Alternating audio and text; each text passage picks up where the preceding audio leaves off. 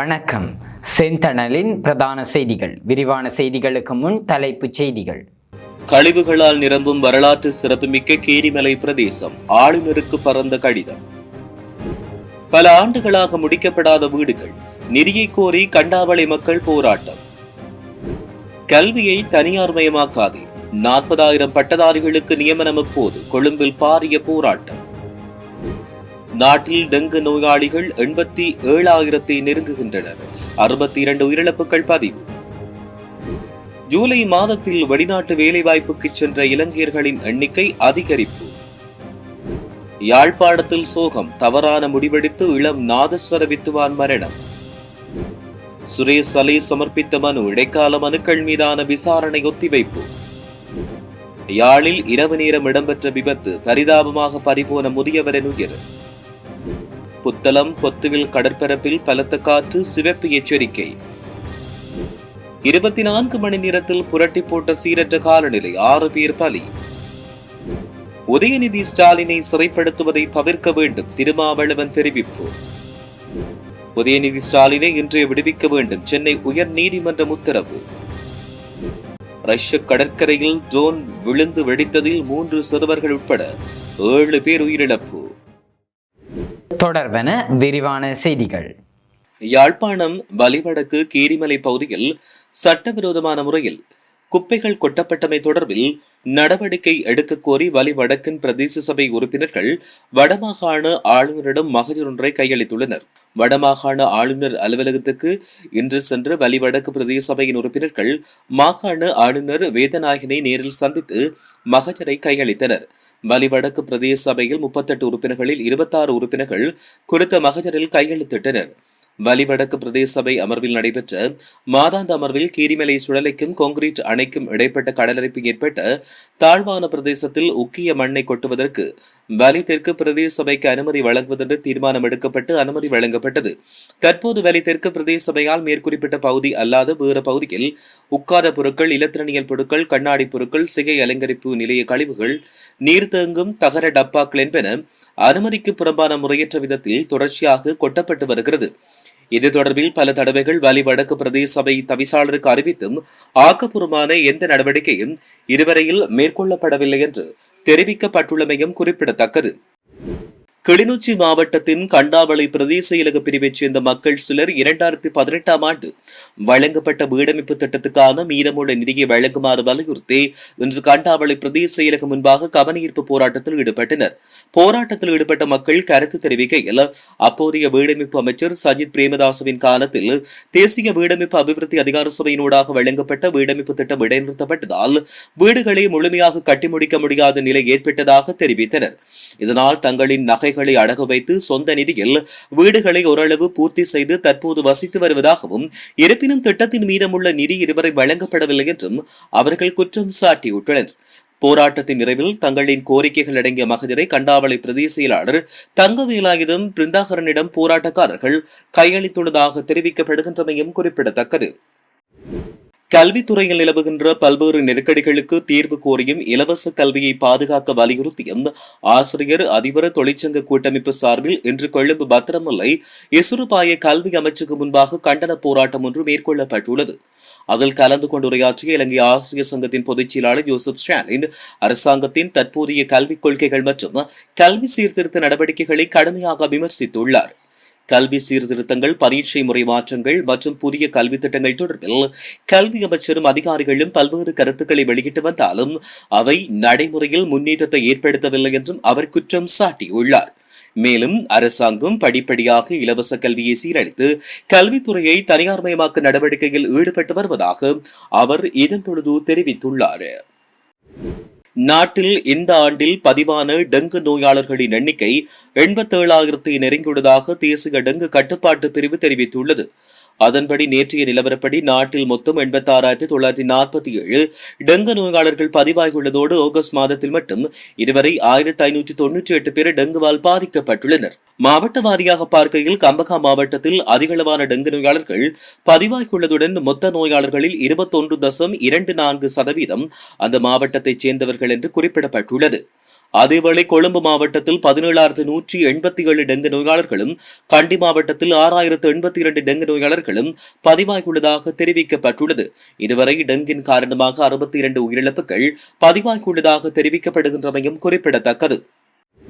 இந்த ஆண்டின் ஜூன் மாதத்துடன் ஒப்பிடும்போது ஜூலை மாதத்தில் வெளிநாட்டு வேலைவாய்ப்புக்காக சென்ற இலங்கையர்களின் எண்ணிக்கை 4.84% அதிகரித்துள்ளதாக இலங்கை வெளிநாட்டு வேலைவாய்ப்பு பணியகம் அறிவித்துள்ளது. இதன்படி 2026ஆம் ஆண்டு ஜூலை மாதத்தில் மொத்தம் 26,622 இளைஞர்கள் வெளிநாட்டு வேலைவாய்ப்புக்காக பயணித்துள்ளதாக தெரிவிக்கப்பட்டுள்ளது. இது இந்த ஆண்டில் ஒரே மாதத்தில் பதிவாகிய அதிகபட்ச எண்ணிக்கை என்று தெரிவிக்கப்பட்டுள்ளது.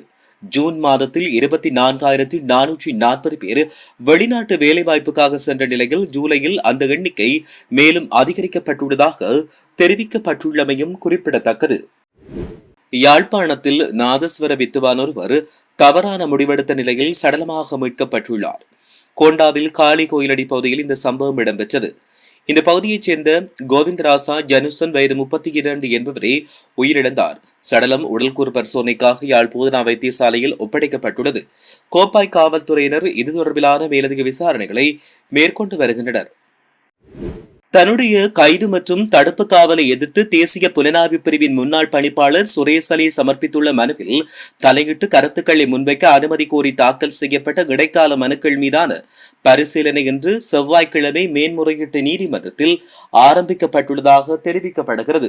இதன்பொழுது குறித்த இடைக்கால மனுக்களை தாக்கல் செய்த தேசகிதைதி தேசிய இயக்கம் மற்றும் தேசப்பற்றுள்ள மக்கள் இயக்கம் என்ற அமைப்புகளின் சார்பில் ஆஜரான சட்டத்தணிகள் நீதிமன்றத்தில் தமது வாத பிரதிவாதங்களை முன்வைத்தனர்.